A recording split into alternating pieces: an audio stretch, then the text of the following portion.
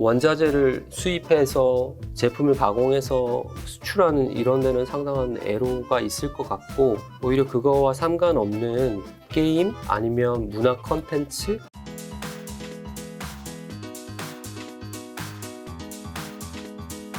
자, 그러면 이제 11월, 12월 주식시장 전망 지금 예. 좀 어떻게 보고 계세요?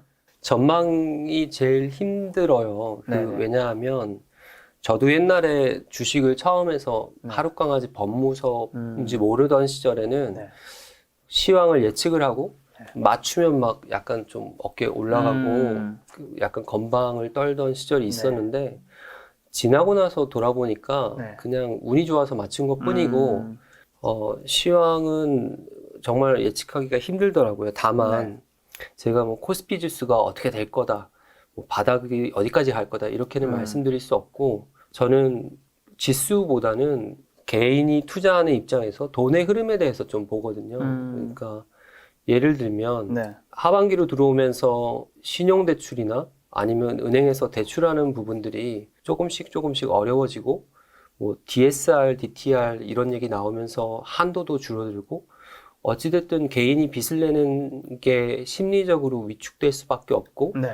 한도도 위축될 수밖에 없거든요. 이렇게 되면 아무래도 개미 투자자 입장에서는 내가 뭐 빚을 내서 투자를 했건 안 했건 간에 내가 투자를 하는 입장에서 내 신용 한도가 줄어들고 내가 빌려올 수 있는 돈이 줄어든다는 건 네. 심리적으로 타격이 있을 수밖에 없거든요. 네. 그래서 더군다나 12월 또 연말이 되면 그 10억 이상 대주주 양도 때문에 또 큰 손들은 주식을 일정 부분 매도할 수밖에 없는 상황이고 좀 쉽지 않다고 생각을 합니다. 다만 만약에 시세가 난다면 지금 아까 예전에 말씀드린 삼성전자, 카카오 이런 시총 10위권 이내의 상위 종목들보다는 그 외의 종목들 중에 오르지 않았던 그 시총 10위부터 그 하위권 아래쪽에 있는 종목들에서 조금 시세를 기대를 해봐도 되지 않을까라는 생각을 하고,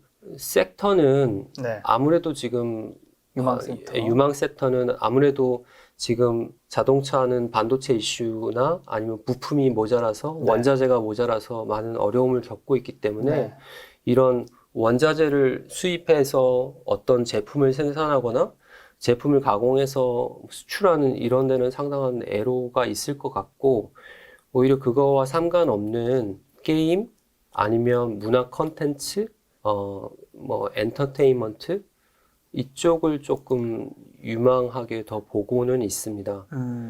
그리고 이제 위드 코로나가 선포가 됐잖아요. 그래서 그거와 관련된 수혜를 볼 수 있는 유통 주식 중에 그리고 그 유통 주식 말고 이외에도 관광 관련 주식 중에 수혜를 볼 수 있는 섹터가 있지 않을까 생각은 하고 있습니다. 뭐 더 구체적으로 말씀을 드리면 제 눈빛이 그 눈빛이었어요. 예, 그런 것 같아서 말씀을 드립니다. 강남이 너무 넓어서 비행기도 해당되고 호텔, 레저, 카지노 그래서 방금 이제 카지노를 말씀하셨는데 사실 제가 뭐 롯데관광개발을 투자를 하고 있거나 그런 건 아니지만 롯데관광개발이 제주도에 카지노를 지금 가지고 있고 지금 해외에서 들어오는 관광객이 유치가 안 되기 때문에 어려움을 겪고 있잖아요. 주가가 2만 원대에서 행보하고 있는 거를 저는 좀 지켜보고 있는 상황인데 중국에서 마카오 카지노에 대해서 조금씩 제재를 하고 있거든요. 그런 부분에 있어서 오히려 한국 카지노 업체들에는 코로나만 조금 풀린다면 기회가 될 수도 있지 않을까 싶고, 롯데관광개발이 아직 큰 시세를 준 적이 없고 2만 원권 박스권에서 지금 계속 횡보를 하는 상황이라서 조금 기운을 모은다면, 그리고 그런 때가 온다면 한번 시세를 줄 수 있지 않을까. 다만 그 시점은 아무도 알 수 없기 때문에 뭐 시간이 좀 걸리겠죠. 그리고 게임 같은 경우는 요즘 뭐 위메이드라는 주식이 핫하잖아요. 근데 제가 여태까지 그래도 주식 투자를 하면서 시장에서 살아남을 수 있었던 이유는 이미 오른 주식에는 저는 손을 대지 않습니다. 그러니까 저는 그 주식에 들어갈 때 다른 사람들이 돈을 얼마를 벌었는지 먼저 보거든요. 근데 나는 지금 주식을 사는데 다른 사람들은 이미 50%, 80%, 100% 수익이 났다? 이거는 물론 네. 가는 말이 더 간다고 네. 더 오를 수도 있겠지요. 하지만 저는 전 재산을 투자하기 때문에 더 오를 거를 상방을 뭐 10%, 20%를 오를 거라고 예상하고 들어가는데 네. 다른 사람들이 수익이 100%가 나서 하방이 30%, 40%가 열려 있는 상황에서는 투자가 쉽지 않습니다. 그래서 제가 뭐 위메이드라는 주식에 대해서 뭐 이게 좋다 나쁘다를 얘기하는 건 아니고요. 다만 이미 오른 주식에는 손을 대지 않는다라는 제 나름대로의 철칙이 있기 때문에 네. 그 주식은 제가 지금 뭐 제가 투자를 고려하고 있거나 그렇진 않고요. 네. 그 다음에 엔터테인먼트 같은 경우는 뭐 최근에 오징어 게임이라는 컨텐츠 때문에 그거 관련해서 쇼박스라든지 이정재 배우님이 소속된 소속사에서 가지고 있는 지분을 있는 주식이나 이런 게 올랐었잖아요. 네. 근데 저는 대한민국 컨텐츠 산업이 앞으로도 좋을 거라고 판단을 하거든요. 우리가 처음에 한류 붐이 일어나면서 수혜를 봤던 종목들이 있잖아요. 예를 들어서 과거에 화장품주 같은 경우가 수혜를 많이 봤었고 그 이후에 면세점 주식들이 한류의 수혜를 많이 봤었고 지금 그 뒤에 영화로 넘어오고 그 다음에 또 뭐 빅히트 같은 음반 관련 주식들 아니면 JYP 이렇게 지금 계속 넘어오고 있는데 이 영향력이 계속 확장을 하지 않을까.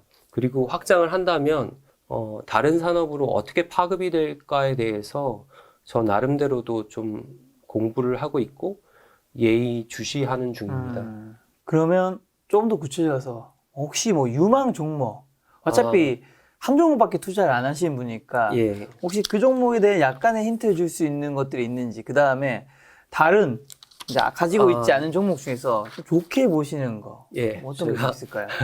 또 구체적으로 물어보시니까 네. 저는 지금 개인적으로는 게임 주식을 들고 있고요. 게임 주식. 예, 아직 그 종목이 수익 중이긴 한데 네네. 아직 저도 그 종목이 어디로 튈지 아직 감을 확실히 잡은 건 아니라서 혹시나 제가 종목을 말씀드렸는데 또 다른 개미 분들이 저 사람 큰 돈으로 주식하는데 저 주식 샀대 그리고 또 무턱대고 또 사셨다가 네.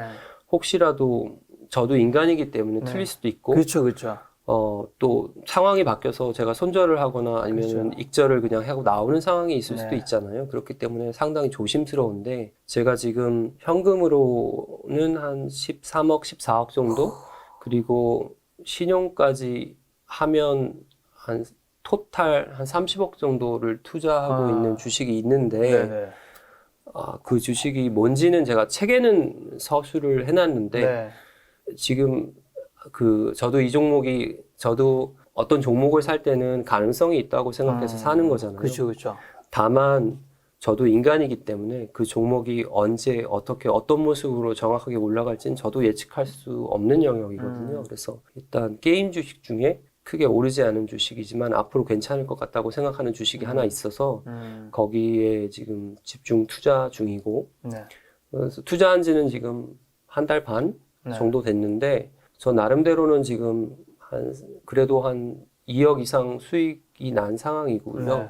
근데 제가 지금 2억이 수익이 났다고 익절하고 나갈 생각은 전혀 없고 지금 뭐 주식이 어떻게 움직이는지 주식은 생물이기 때문에 제가 아까 예전에 관상 말씀을 드렸는데 뭐 이건 하나 여담입니다만 그 이정재 배우님 아까 나왔으니까 네. 이정재 주연의 영화 중에 관상이라는 영화 있죠, 있잖아요. 있죠. 주연은 송강호 이정재도 주연이었습니다. 이정재 이정재님이라고 해야 되지 배우님이라고 해야 되지 네. 배우라고 할게요. 네. 이정재 배우라고 하고 그다음 송강호 배우도 있었는데 네. 거기서 이정재 배우가 그런 얘기 하잖아요. 내가 왕이 될 상인가라고 이제 질문을 하잖아요. 근데 이제 송강호가 관상가인데 나중에 이제 나레이션으로 아마 나왔던 걸로 기억을 하는데 상은 변한다라는 얘기를 하거든요. 근데 저는 그게 주식도 마찬가지라고 생각을 하는 게 네. 제가 어떤 주식에 투자할 때는 이 주식이 더 좋아질 거라고 왕이 될 상이라고 생각하고 투자를 하는 거잖아요. 근데 제가 투자를 하다 보면 상이 변한다고 느낄 때가 있거든요. 네. 그게 좋은 쪽으로 변할 수도 있고 그렇죠, 그렇죠. 또는 내가 생각한 거와는 전혀 다르게 변할 수도 있는데 네. 내가 어떤 종목에 내 전 재산을 넣었지만 상이 변해서 아니라고 판단되면 제가 뭐 그 익절이든 손절이든 하고 나올 수 있는 거라 네. 따라 투자하는 건 굉장히 위험하다는 거고 예. 어차피 종목이 뭔지도 얘기하지 않았기 때문에 예. 다만 힌트는 2개 주셨는데 게임주 예. 그 다음에 좀 저평가되어 있는 것 같다. 다른 거에 비해서 예. 한 개 정도 좀 더 주신다면 이건 너무 폭이 넓어서 예.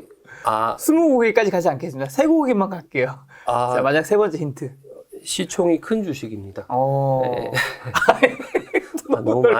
너무 많은 힌트를 줬나요? 왜냐하면은 이거는 또 제 원칙 중에 하나인데요. 네. 제가 어떻게 보면 위험한 투자를 한다고 생각하실 수 있는데 종목 선택에 있어서는 상당히 좀 보수적인 편이거든요. 큰 금액이 좀 들어가다 보니까 예, 빠져나올 때. 그렇죠. 이제 제가 옛날에 실패했던 경험 중에 하나가 네. 제가 옛날에 시총이 3천억이 안 되는 소형주에 네네. 한번 투자한 적이 있는데 네. 제가 큰 금액으로 들어갔다가 네네. 손절을 하고 나오는 상황에서 네. 제가 던졌더니 시세가 호가창 열 몇 개를 먹으면서 2% 넘게 빠져버린 적이 있어요. 그래서 제가 그걸 보면서 네. 호가창이 얇은 종목에는 투자를 하지 말아야겠다라고 그때부터 이제 시총 큰 종목만 네네. 투자를 하기 시작했는데 그래서 저는 코스닥도 투자를 잘 안 하고요. 네. 코스피 중에 시총 1위부터 시총 200위 안에서 투자를 주로 합니다. 근데 그 안에서 제가 종목을 어떻게 발굴을 하냐 하면 물론 제가 뭐 아까 골프채를 사면서 그런 생활 속에서 발견을 하기도 하고요. 제가 일주일에 한 번씩은 그 예전에 김작가 TV에 나오셨던 그 부자 아빠 정재호 네. 선생님이 그런 말씀 하시던데 심심할 때 그 시총 상위 종목 그래프 열어서 이렇게 월봉으로 보라고 하시던 말씀이 있는데 네. 저도 그 방법을 쓰거든요. 네. 그래서 저도 제가 점심시간이나 이런 때 시간이 있을 때 시총 1위부터 시총 20위까지 주봉 월봉으로 네. 일봉으로 보지 않고 주봉 월봉으로 쭉 돌아가다가 네. 제 눈에 띄는 종목이 있으면 여러 가지 체크를 일단 해놓고 그 다음에 돌아와서 제가 체크했던 종목에 대해서 공부를 하는데 네. 최근에 제 눈에 띈 종목 중에 그 게임 주식이 있었고 그리고 시대의 흐름과 맞다고 생각해서 제가 투자를 하는 거고 그 외에 제가 투자하지 않지만 네. 제가 오늘 점심시간에도 제가 한번 시총 200위까지 돌려봤는데 네. 이제 안 가지고 있는 종목이니까 좀 예, 편하게. 뭐 편하게 말씀을 드리면 사실 뭐 제가 안 가지고 있으니까 뭐 아무 말 대잔치처럼 들리긴 하는데 막 던지겠습니다. 네. 저는 기본적으로 저는 차트쟁이로 출발을 해서 네. 차트를 주로 먼저 보는데 네. 명신산업이라는 주식이 있거든요. 명신산업. 예. 이 주식은 테슬라 관련주로 지금 묶여 있고 테슬라에 이제 부품을 납품하는 회사인데 네. 보시면 혹시 일봉이나 주봉으로 볼 수 있을까요? 네. 주봉 더 마우스 넓게 볼까요? 예. 제가 설명을 좀 드리면 주식을 볼 때는 특히나 어떤 종목을 발굴할 때는 네. 저는 일봉보다는 주봉, 월봉으로 조금 큰 시선에서 바라보는 게 맞다고 생각을 하고요. 네. 지금 명신산업이 29,450원인데 이 최저가가 지금 13,000원 12월에 상장을 해서 네. 13,000원부터 6만원대까지 한번 큰 시세를 주고 그 이후에 조정을 하는 모습을 쭉 보이잖아요. 네. 그럼 지금 월봉으로 보면 2020년 12월부터 지금이 이제 거진 11월 1일이니까 네. 조정을 지금 10개월 이상을 했단 말이에요. 네. 근데 주식을 보실 때 유의해서 보실 점은 이 주식이 지금 저는 명신산업이란 주식에 대해서 그렇게 잘 모릅니다. 다만 네. 제가 차트를 보고 지금 말씀드리는 거예요. 네. 투자자 개인의 판단이니까 그러니까 조심하시고 차트의 예시 종목이라고 예, 생각하시면 돼요. 제가 주식을 바라볼 때 네. 어떤 관점에서 보는지를 그쵸. 차트를 보면서 설명드리면 네. 이 사람은 주식을 볼 때 이렇게 보는구나 라고 조금 예시가 될 것 같아서 제가 설명을 드리는 건데 보시면 6만 원까지 시세를 줬다가 그 이후로 조정을 주죠. 근데 조정을 주는데 보면 지금 3월 5일 이 주에 보면 주봉이 도지를 만들고 네. 옆으로 또 횡보하고 네. 그 다음 떨어질 듯 하면서 아래 꼬리를 만들고 옆으로 다 횡보하고 근데 이런 시점을 보면 특정한 매물대 특정한 가격대에 이 가격대를 받쳐주거든요. 그렇죠. 받쳐주고 있네요. 예. 그러면 이 가격은 일단은 어떤 의미가 있다고 생각을 해야 되겠죠. 네. 그리고 그 의미가 실제로 의미가 있는지는 네. 그 다음에도 그 지점에 왔을 때 그 주식이 어떻게 반응하는지를 보면 알 수가 있거든요. 근데 보시면 10월 1일 이 주에, 첫째 주에 또 그 자리에 왔는데 충분히 무너질 수도 있는데 무너지지 않고 옆으로 지금 횡보를 하죠. 네. 그리고 또 하나는 주봉상에서 보면 주봉 20주선이랑 주봉 5주선이 지금 거의 겹쳐 있는 것처럼 이평선들이 겹쳐지는 모습을 보이는데 저는 이평선은 에너지라고 생각을 하거든요. 네. 그러니까 사실은 주식이 오르고 내리는 것보다 더 힘든 게 횡보하는 거예요. 네. 횡보를 한다는 건 그 가격이 유지가 되면서 옆으로 계속 간다는 얘기잖아요. 근데 그거는 어떠한 힘이 작용하지 않으면 그렇게 되기가 힘듭니다. 여기서 힘이란 거는 제가 나쁜 뜻으로 말씀을 드리는 게 아니라 어떤 가격 이하로는 떨어지지 않게 매수세가 받쳐주고 있다는 얘기고 또 반대로 어떤 가격 이상으로는 현재는 가지 못하는 상황이라는 얘기거든요. 그래서 지금 이 주식을 보면 여기 27,900원 이 라인에서 위아래 뭐 2% 3%의 박스권을 만들면서 옆으로 횡보하고 있는데 네. 이 다음에 그래도 나름의 거래량을 터지면서 상승을 하려고 했던 부분이 이 37,000원 부분이잖아요. 네. 근데 지금 그 37,000원 부분에 도전을 하다가 바로 음봉을 크게 만들고 그 이후에 조정을 하고 어떻게 보면 빠질 수도 있는데 빠질 자리에서 빠지지 않고 옆으로 횡보를 한다? 그리고 이평선을 지켜준다? 이런 주식은 한 번쯤은 조금은 긴 시선으로 관찰을 할 필요가 있다고 생각을 해요. 그래서 만약에 내가 이 주식에 들어가서 조금은 긴 호흡으로 투자를 하겠다 하면 지금부터 분할로 접근하는 것도 한 방법이 되겠고요. 나는 좀 불안해. 그렇게 하기 싫어. 왜냐하면은 떨어질지도 모르잖아 라고 그쵸. 생각을 하면 기다리고 있다가 네. 내가 조금 적게 먹더라도 네. 의미 있는 자리들, 예를 들어 이 윗꼬리를 만든 자리가 32,000원 자리거든요. 네. 그리고 이 전주에 만들었던 윗꼬리도 지금 32,000원 부근이잖아요. 네. 이렇게 윗꼬리들이 특정 가격대에 계속 반복해서 나온다면 네. 이 가격을 거래량을 동반하면서 깨주는 그런 날이 온다면 네. 그날 동반해서 매수해보는 것도 나쁘지 않을 것 같습니다. 그래서 명신산업은 제가 이 정도만 말씀을 드리고 네. 제가 이 종목은 그래도 좋게 생각을 하고 있는 이유가 나중에 종목 분석에 들어가셔서 매출이나 그리고 네, 들어가 보여주세요. 지금 들어가서 보여드릴까요? 분기별 연간 매출을 보면 2020년도에 매출액이 8천억 네. 그리고 영업이익이 660억 그리고 2021년에 물론 예상이긴 합니다만 매출이 12억 3천 네. 1조 2,360억 그리고 영업이익이 1,000억 이렇게 저는 기본적으로 아까 제가 오른 주식엔 투자하지 않는다고 말씀드렸는데 두 번째로 적자가 나는 주식에는 투자하지 않습니다. 근데 이 주식은 지금 적자가 나는 상황도 아니고 네.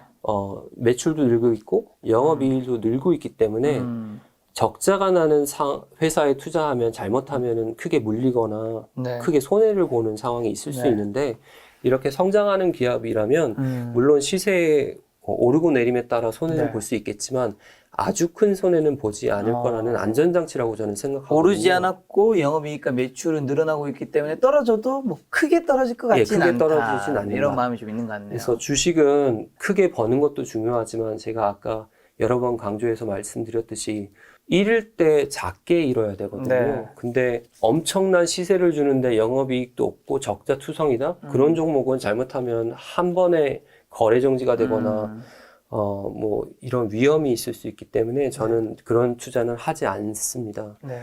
그래서 명신산업은 이 주식은 어떻게 보면 전기차, 자동차 관련 주식이니까 말씀을 드렸고요.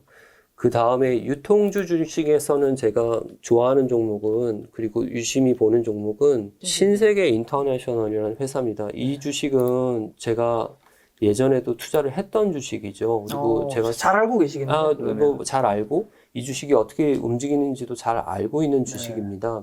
근데 보면 지금 일봉으로도 보면 여기 주주분들은 지금 상당히 심리적으로 많이 위축돼 계실 거예요. 왜냐하면 여기 큰 장대 음봉을 맞고 도지로 저점을 만들었는데 상승하는 것처럼 하면서 지금 계속 횡보를 하다가 좀 떨어지잖아요. 네네.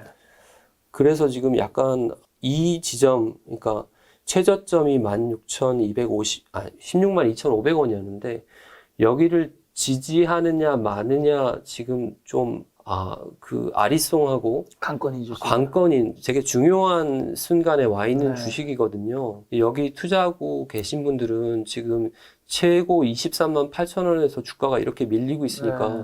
너무 힘드실 거예요. 근데 만약에 이 종목을 새롭게 접근한다? 근데 이 그래프를 보면 이 종목에 과연 이 주봉을 보시면 이렇게 음봉이 막 쏟아져 내리는 이 네. 주식에 들어가기가 쉽지가 않죠. 네. 왜냐하면은 불안하잖아요. 네네.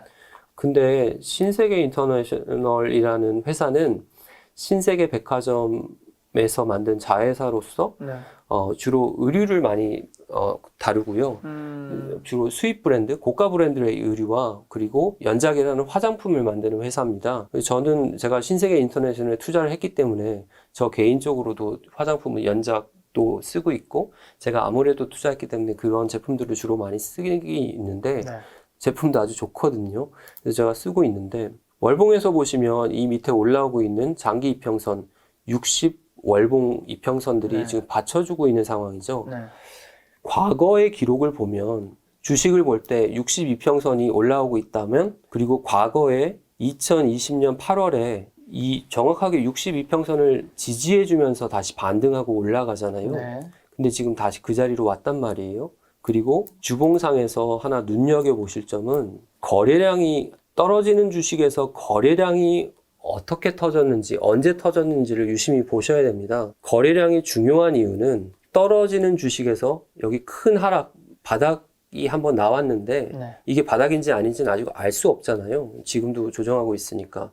다만 이 주식이 주봉상에서도 이렇게 큰 조정을 했는데 윗꼬리를 이렇게 아랫꼬리를 이렇게 한번 주면서 거래량이 이렇게 나왔다? 네. 그러면 누군가는 주식을 크게 팔았고 하지만 반대로 생각해 보면 누군가는 그 주식을 크게 샀다는 얘기가 되거든요. 네.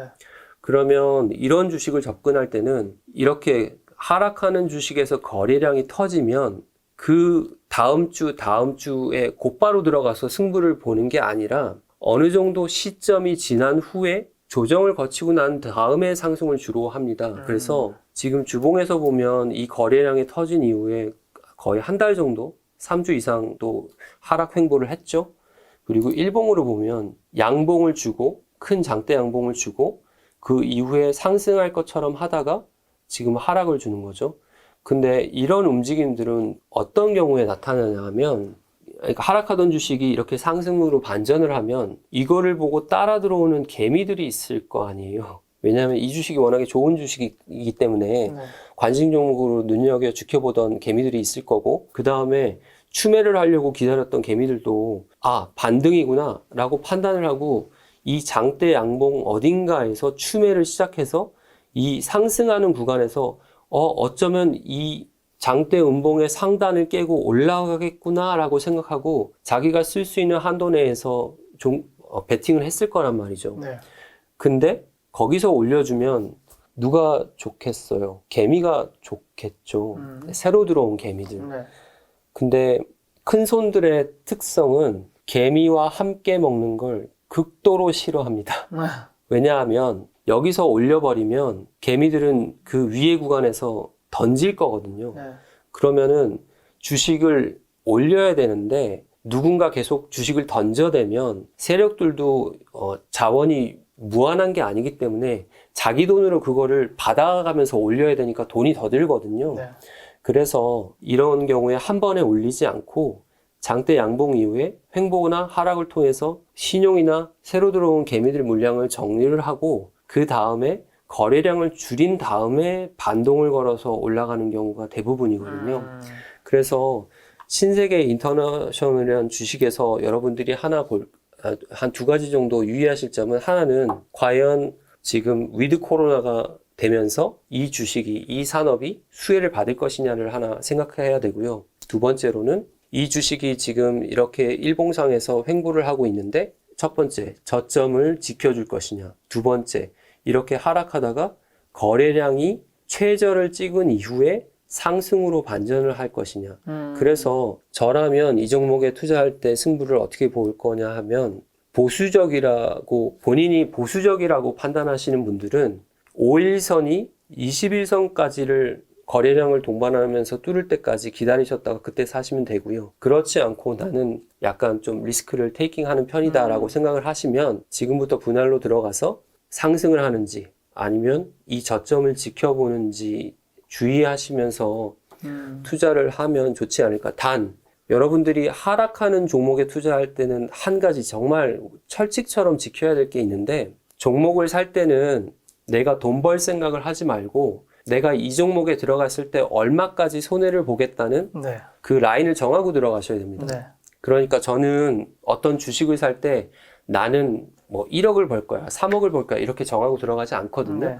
다만 제가 주식을 살 때 정하고 들어가는 건 나는 이 주식에서 5천만 원까지는 손해를 보겠어. 하지만 그 이상은 안 돼. 라고 저 나름대로 주식에 따라서 나는 이 주식에서 1억까지만 손해를 보겠어. 이렇게 제 마지노선을 정하고 들어가거든요. 네. 이렇게 정하고 들어가는 이유는 사람의 마음은 간사하기 때문에 나는 3%에 던질 거야 라고 했는데 그날 만약 5%가 내려서 물려버리는 상황이 되면 인간의 본성은 그거를 손절 못 합니다.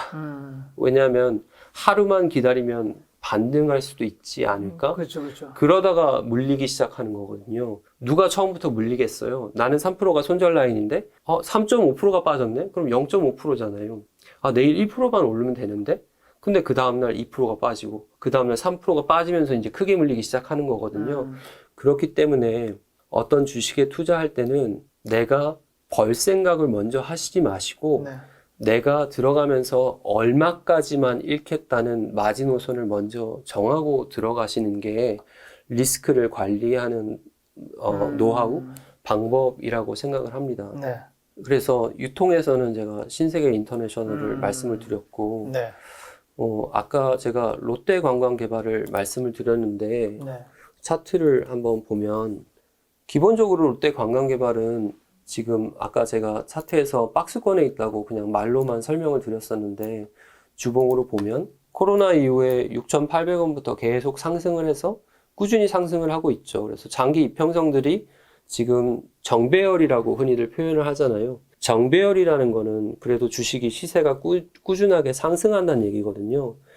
그래서 저는 개미들이 투자를 할 때 정배열인 주식에서 놀거나 네. 아니면 지금은 역배열이지만 정배열로 돌아가는 상황에 있는 주식에 투자할 때 성공 확률이 높다고 생각하거든요. 왜냐하면 정배열이라는 것은 시세가 꾸준히 오르는 거기 때문에 내리더라도 밑에 받쳐주는 이평선들이 있어서 반등할 여지가 있어서 그 힘이 있다는 얘기니까요. 그래서 지금 이 주식은 보시면 저점을 여기 보시면 5월에 한 번, 9월에 한 번 저점을 16,000원대에서 두 번 지지를 해줬죠. 네. 그리고 크게 반등을 하고 그 다음에 고점 때는 지금 22,000원대 올릴 것처럼 그리고 한 번 23,000원대 갔지만 어찌됐든 22,000원, 3,000원대에서 계속 천장을 맞고 지금 하고 있는데 우리 혼마 문화이사 아까 말씀드렸는데 혼마 문화이사가 창시한 사케다 전법이라는 것 중에 그 안에 삼천이란 개념이 있거든요. 네. 삼천, 삼산 이런 개념이 나오는데 네. 그게 뭐냐 하면 그냥 뭐 거창한 것 같지만 3번 천장 혹은 3번 바닥이 나온 이후에는 시세가 크게 변할 확률이 많다고 하는데 이 주식은 지금 어떻게 보면 한 번, 두 번, 세 번 3번. 천장을 3번 쳤죠. 그러면 이 주식은 지금 갈림길에 와 있단 말이에요. 네. 여기서 이 천장을 뚫고 올라갈지 아니면 천장을 3번 쳐야 됐는데 그런 말이 있거든요. 주식 차트에서는 가야 할 자리에서 가지 못하면 하락한다는 말이 있기는 한데 저는 이 주식이 제 의도대로 움직이는 건 아니잖아요. 저는 지금 제3자 입장에서 순전히 그냥 차트만 보고 말씀을 드리는 거고 그 다음 시대가 또 어떻게 변할지 모르고 중국과의 관계가 어떻게 변할지도 모르고 그 다음에 중국에서 관광객이 언제 어떻게 넘어올지도 모르는 상황이기 때문에 언제 이 주식이 간다고 말씀드릴 수 없죠. 그거를 만약에 내가 간다고 말씀드리면 그거는 약간 약장사 약을 파는 행위가 되는 거고 주식은 저도 알 수가 없습니다. 다만 이런 주식은 유심히 지켜보시다가 지금도 일봉상에서 보면 오늘 하락이 크게 나왔는데도 이렇게 밑꼬리를 달고 다시 올라가잖아요. 네. 주식이 하락을 하는데 밑꼬리를 이렇게 길게 오르고 올라간다는 얘기는 누군가 자꾸 매수를 한다는 얘기거든요. 그래서 유심히 좀 지켜볼 필요가 있지 않을까 싶습니다. 그리고 또 제가 아까 기생충 매매를 언급해 드렸는데 그거의 케이스가 될 만한 주식 하나를 말씀을 드릴게요. 이거는 시총이 그렇게 큰 종목은 아닌데요. 네. 4천억이니까 그렇게 작은 것도 아니네요. 그렇죠. 어찌됐든 유비케어라는 종목인데요. 유비케어는 원격 의료와 관련된 주입니다. 제가 이 주식을 이렇게 유심히 보는 이유는 그 의사들이 왜 병원에 가면 차트 쓰잖아요. 네. 근데 이제 의사랑이란 차트를 쓰거든요. 저도 제가 진료를 하면서. 근데 그 의사랑 차트를 많은 의사들이 쓰고 있는 EMR이라고 보통 하는데 전자 차트죠. 거기에 이제 환자의 뭐 증상이나 네. 약 처방하고 이런 걸 하는데 이 회사가 그 EMR 차트를 관리하는 회사고 원격 의료와 관련돼서 이제 원격 의료 테마로 관련돼 있는 회사입니다. 네. 근데 제가 기생충 매매라는 거를 말씀을 드렸는데 이 회사가 예전에 M&A가 된 적이 있는데요. 그때 지금 대주주가 녹십자 헬스케어죠. 네. 그러니까 녹십자에서 지분을 52%를 들고 있단 말이에요. 그리고 녹십차에서 이 회사의 지분 가치를 평가해서 할 때 이제 회사를 사고 팔려면 이 회사의 가치가 얼마다 평가를 해야 되잖아요.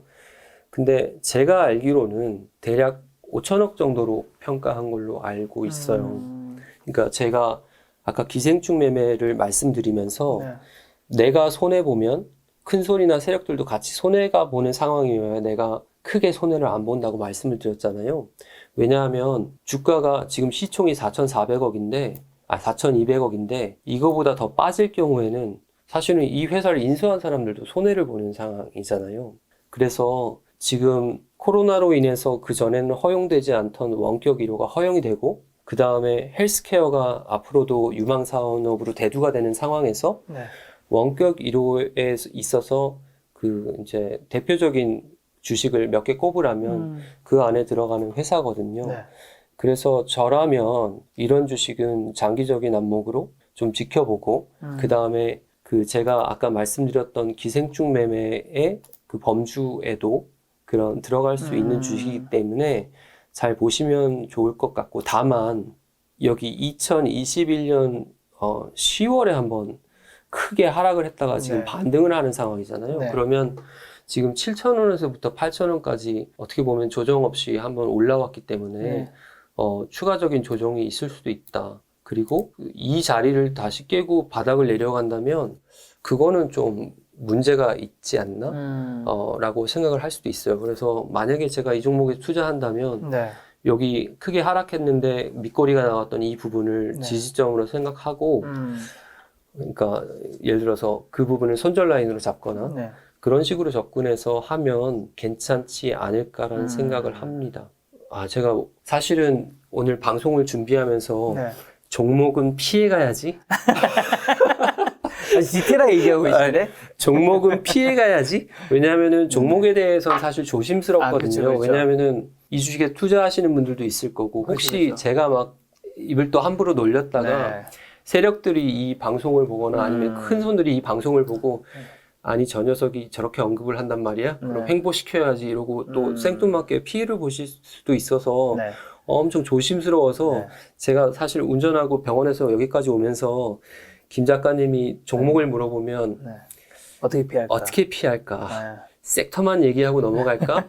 라고 얘기를 했는데 마치 무슨 뭐 스무스하게 얘기하는 겁니다. 완전 설득을 당해서 제가 이거는 여러분 추천이 아니라 우리가 이런 거를 참고해서 이제 우리가 투자할 때 이런 것들을 활용해 보자. 제가 제 꾀에 넘어가서 완전 보고 여기서 이 설명을 한번 언급하고 가면 좋을 것 같은데, 이제 선생님이 이미 오른 주식은 이제 사지 않는다면서 하방 경직성이 뛰어나고 이제 상방이 열려 있는 주식을 사야 이제 돈을 번다고 하셨잖아요. 그러니까 하방 경직성을 볼 수 있는 게 이제 방금 전에 말씀해주신 그런 지지선인 것들인 거죠. 그걸 안 뚫고 또 부딪힌다면 이제 그런 주식을 조금 안전하다고 그래도 볼 수 있다. 이제 주식을 평가할 때는 차트로도 평가할 수도 있고 아니면 그 주식이 어떻게 움직이는지를 보고 평가할 수도 있는데 차트상으로는 저점이 어딘지 그 저점을 어떻게 지키는지 아니면 매물대라고 흔히 표현을 하잖아요. 매물대가 어디에 형성되어 있는지 이런 걸 보고 또는 제가 방금 유비케어를 이제 언급해 드리면서 어떻게 보면 정성적으로 이 회사를 시장에서는 얼마의 평가를 했고 실제로 M&A를 하고 지분을 매입할 때 그 정도의 가치를 줘서 샀기 때문에 네. 시장에서는 그 정도 가치를 인정한다는 어떻게 보면 객관적 지표가 되는 거잖아요. 네.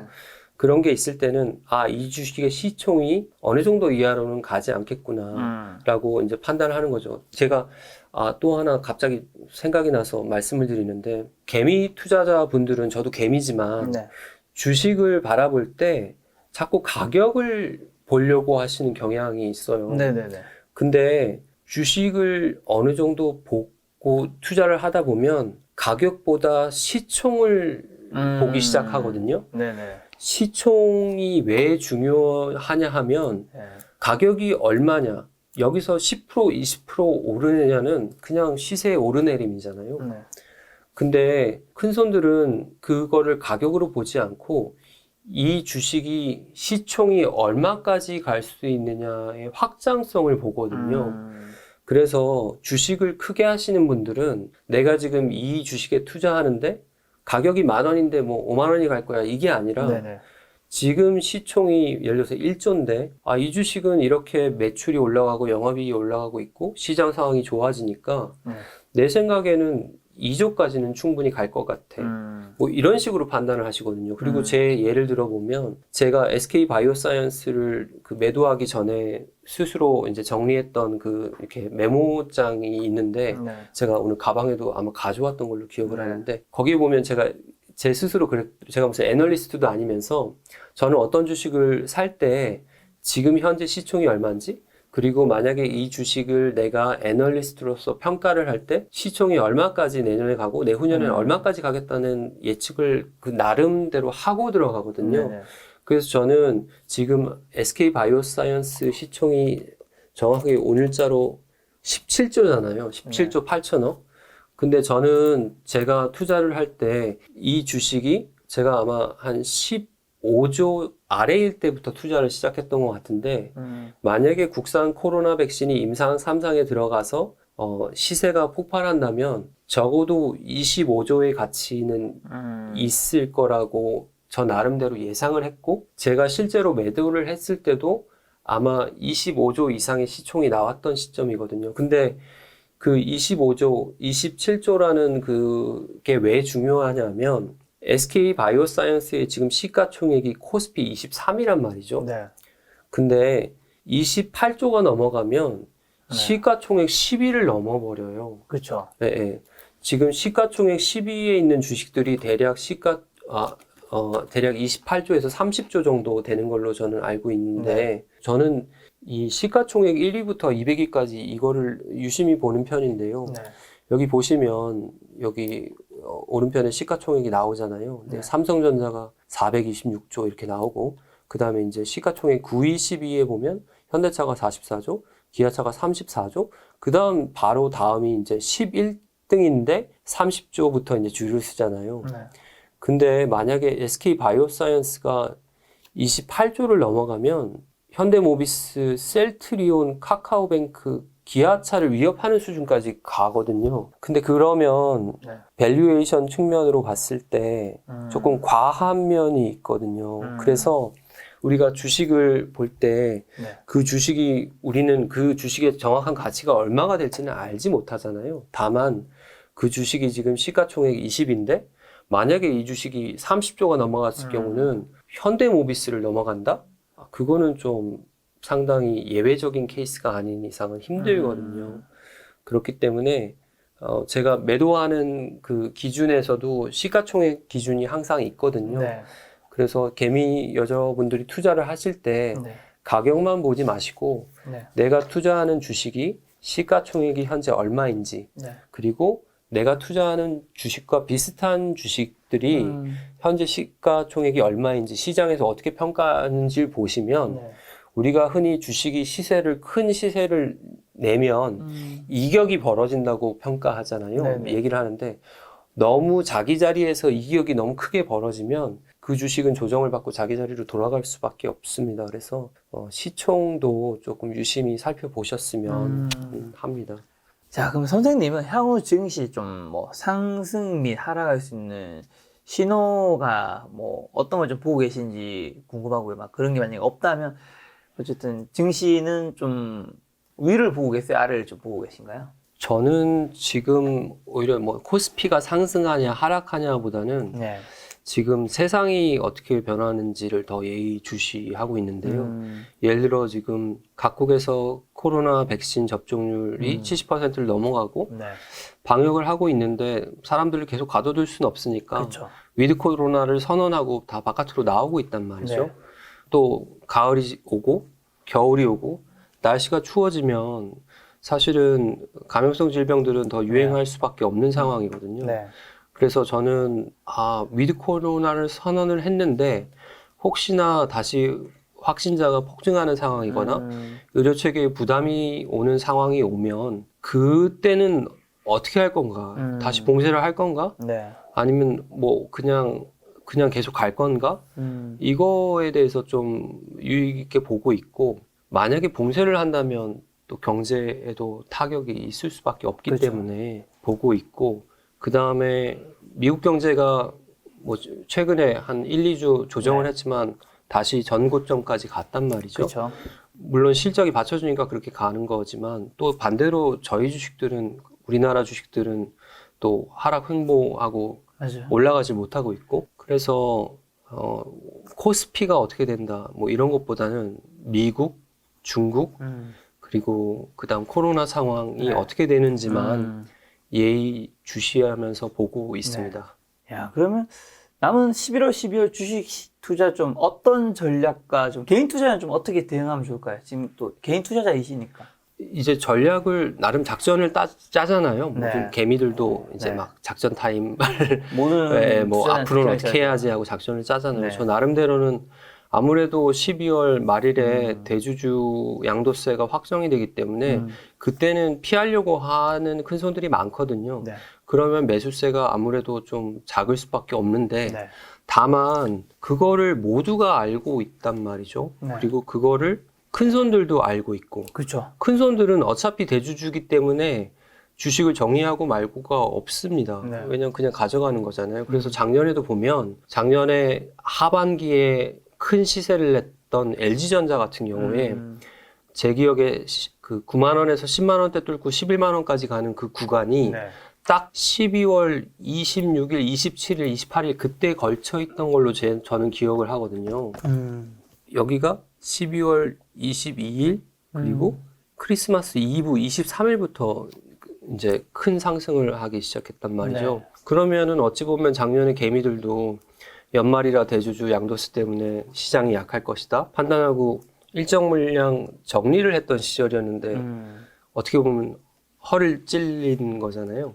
그래서 저도 이번에 또 똑같은 패턴으로 갈까? 누구나 다 알고 있는데 큰 손들이 그렇게 움직일까는 조금 지켜봐야 되지 않을까?